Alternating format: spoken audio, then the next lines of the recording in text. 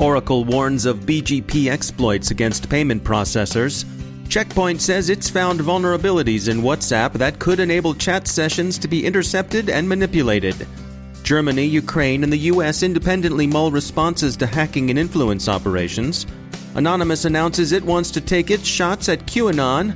Notes from Black Hat, including observations on grid hacks, AI, and the gray hat phenomenon.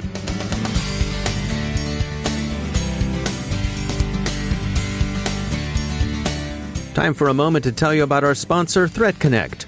With ThreatConnect's in-platform analytics and automation, you will save your team time while making informed decisions for your security operations and strategy.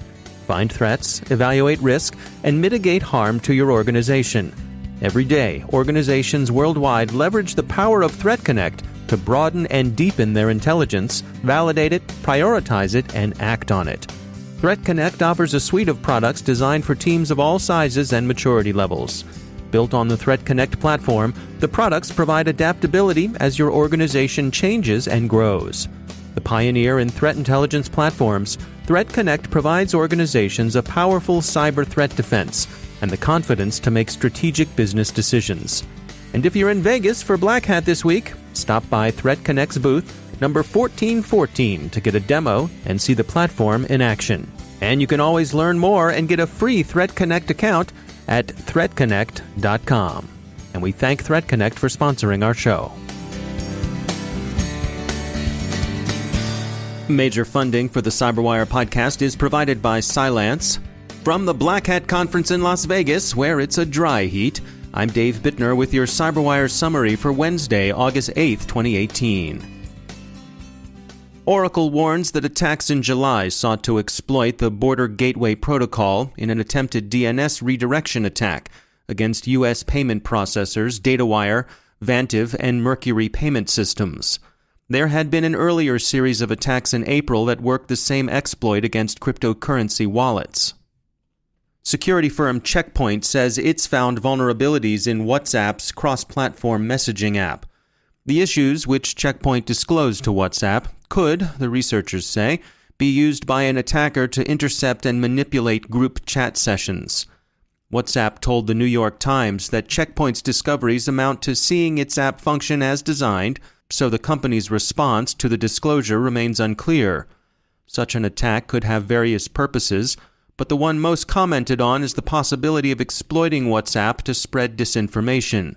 The app has come under criticism in India because users abused the service to foment unfounded outrage that resulted in lynchings. German security services have been thinking through the problem of deterrence and retaliation. They believe they now in fact have the legal authorities necessary to conduct retaliatory cyber operations in response to an attack. Whether they would do so remains a policy decision. Ukraine's President Poroshenko has directed the country's security services to undertake a serious push to deflect attempts at election influence operations. U.S. Defense Secretary Mattis, pointing out that the military is there to defend the Constitution, says that the Department of Defense certainly has a role to play in defending off attempts to subvert, influence, or otherwise compromise elections. The principal threat is perceived as Russia, also said to be after the power grid.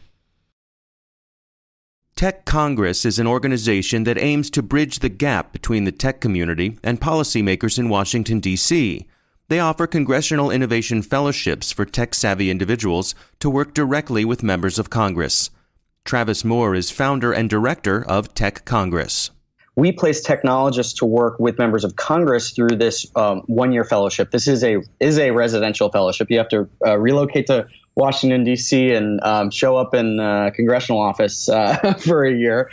Our goal is to really infuse technical expertise into the policymaking process. And, you go to work directly for a member of Congress and work on a whole range of issues we could talk more about, but anything from encryption and investigating the OPM breach and the Equifax breach and every other breach to government surveillance and a whole range of other stuff For the Tech Congress Congressional Innovation Fellowship, we're looking for essentially three things. One is someone with a technical ability. So we do look for people that either formally or informally have technical skills. You're an engineer or a developer or study computer science. So someone with technical ability, someone that can translate difficult technical concepts for a very layman's audience. Many members of the United States Senate don't even use email. So it's kind of that level of dumbing it down, but ability to translate too. And then three, we're looking for people that are really entrepreneurial problem solvers and work well in teams, because Congress is a collaborative place. One of the things that we're trying to accomplish is to think differently than traditional DC institutions. New America is very much a do tank, not just a think tank. We want people that have been in the trenches working on latest cybersecurity challenges, and our goal is really to elevate people and to give them access to not only a broader community of practitioners, but also the leading policymakers in Congress, in federal agencies, at think tanks. Our goal is to bring doers into the policymaking process, not just write policy papers. We really want people that are executing in the field. We see connecting practitioners to the people that are making policy as really, really, really, really essential part, if not the core part of our mission. So if you're in the trenches, we want you. So come and we hope you'll apply. That's Travis Moore from Tech Congress. You can find out more about their fellowship programs on their website. That's techcongress.io. The U.S. government is working with Facebook to devise ways of countering foreign black propaganda online. The challenge is difficult, but Facebook's ongoing work on content moderation, painful and expensive as it's been, may hold long-term benefits. The more lawyers and money it throws at content moderation, the wider Facebook's moat becomes against upstart disruptors. Some recent studies in the U.S. suggest that viral political messages may be less effective than political campaigns think, hope, or fear. Whether national espionage services will reach the same conclusion is an open question.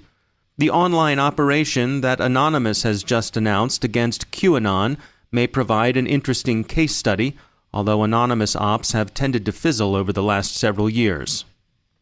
Black Hat's preliminary meetings and social events have run through last night. The conference opened its exhibit floor at 10 a.m. Pacific time today. The presentations in the Arsenal began at about the same time. We're making the rounds through the briefings and the booths, and we'll have notes and observations over the course of the week. There are a great many products and solutions being announced and pitched at the event, as is always the case. Among the discussions gaining early attention surround industrial control system security, that is ICS security, especially with respect to power grids. The prospects of artificial intelligence for cybersecurity, with some skeptical observations on their limitations, and trends in cybercrime, with a newly released study on gray hats attracting attention. One starting point for power grid security discussions is CyberReason's honeypot experiment, in which the company established a dummy power utility presence online, and then observed the focused attention it received from attackers. These attacks ranged from the usual low-level probes to a focused and patient campaign that apparently came from a nation-state. That this unnamed and probably unknown nation-state showed a lower-than-expected level of sophistication suggests that it's not the usual Russian suspects so often mentioned in dispatches.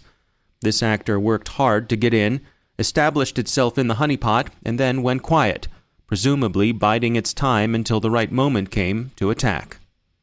And security firm Komodo has issued a challenge to the antivirus community. They call it the Zero-Day Challenge, and they intend to use it to expose what they regard as overhyped claims for the efficacy of artificial intelligence in threat detection.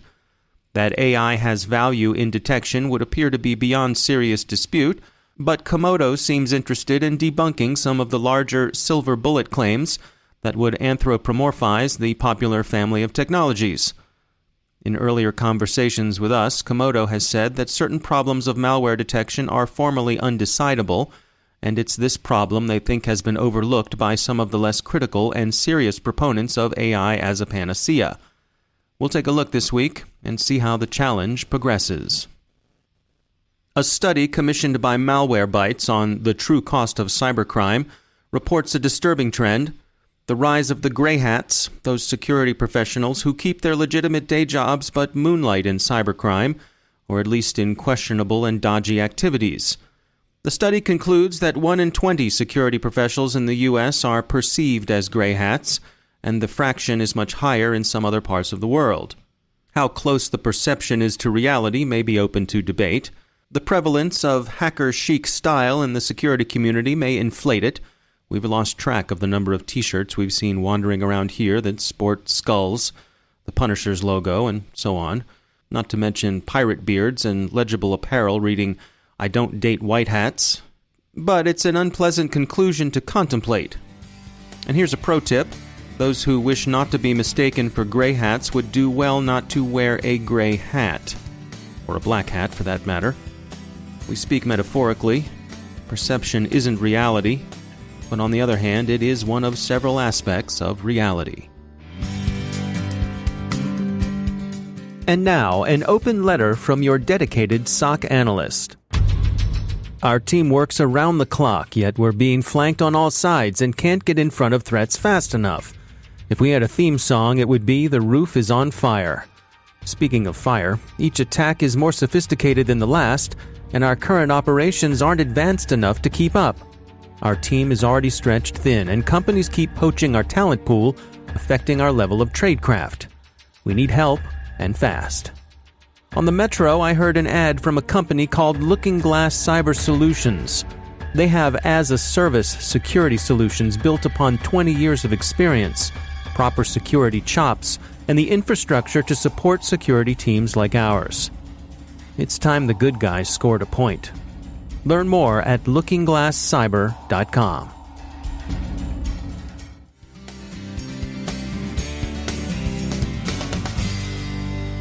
Joining me once again is David DeFore. He's the Senior Director of Cybersecurity and Engineering at Webroot. David, welcome back. We are just about halfway through 2018. Where did the time go?